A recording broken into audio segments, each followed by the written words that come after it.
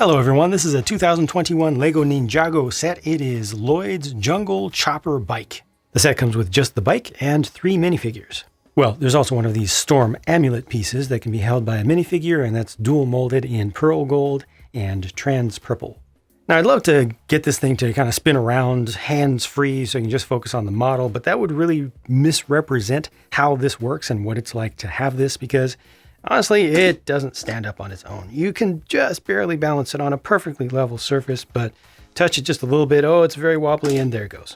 So there are no stabilizing legs or anything to keep it up, no kickstand or anything, so I'm going to have to just hold it like this. Also, notice that around this side, the sail does not look as good as it does around this side, so all the box art is going to be showing you stuff like that. This looks very nice. This design here is really good. In my opinion, looks really cool. But on the other side, not as good. The overall thing though, the bike itself, I'm very happy with. I tend to get very quickly tired of seeing new oversized motorcycle-like things, especially from LEGO's, well, actually, I was going to say from their own IP, their own internal themes, but they do it for external themes as well, for superheroes and things. But this one here I like.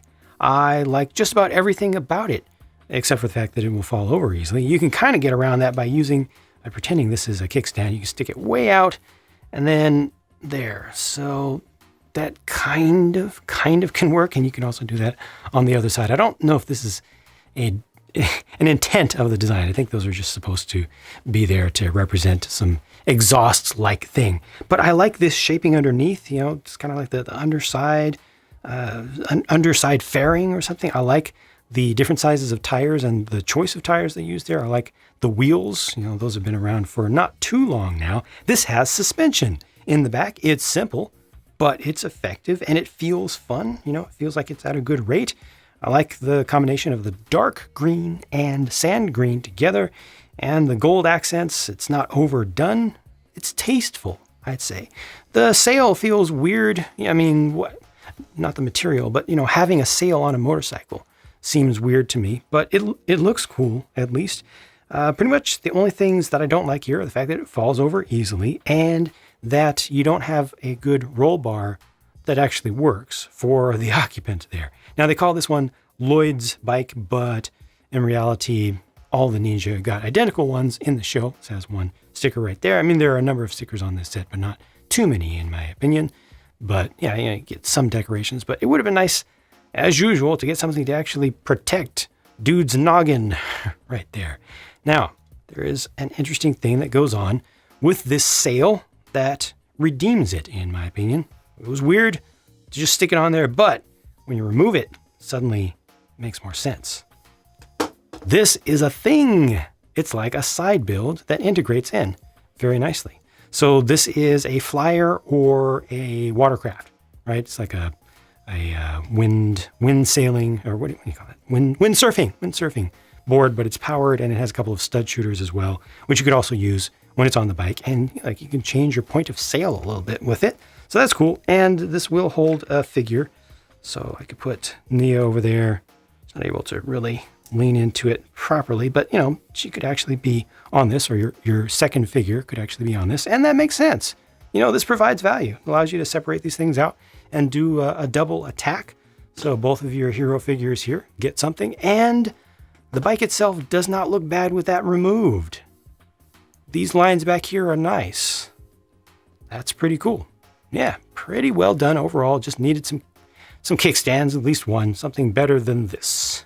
The minifigs are Island Lloyd, Island Nia, and an Island Keeper. There is a problem with Nia's weapon there.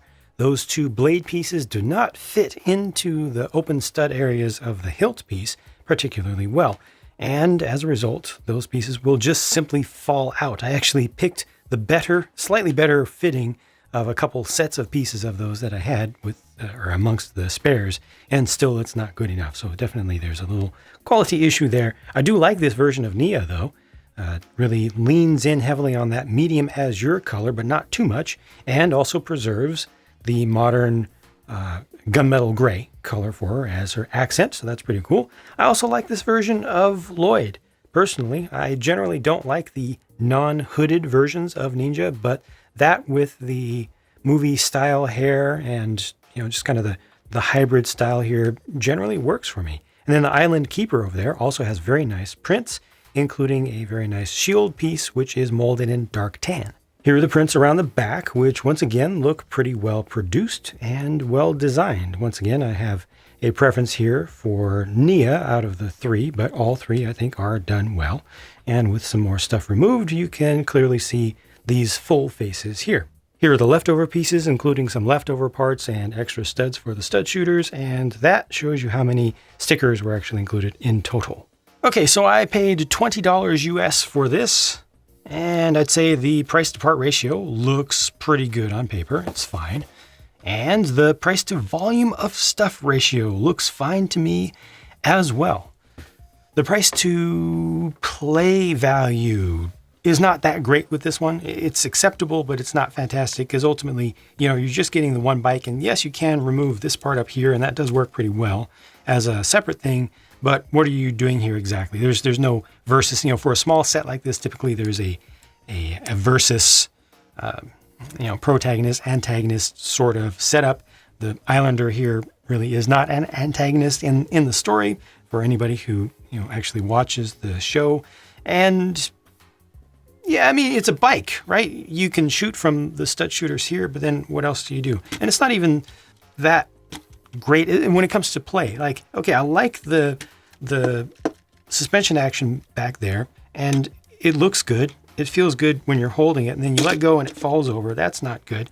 The head sticking up just bothers me personally. But one other thing I forgot to mention is that this doesn't have any clips to hold on to minifig accessories. So Lloyd, for example, holds his sword, and then he also has his backup katana, full-size katana.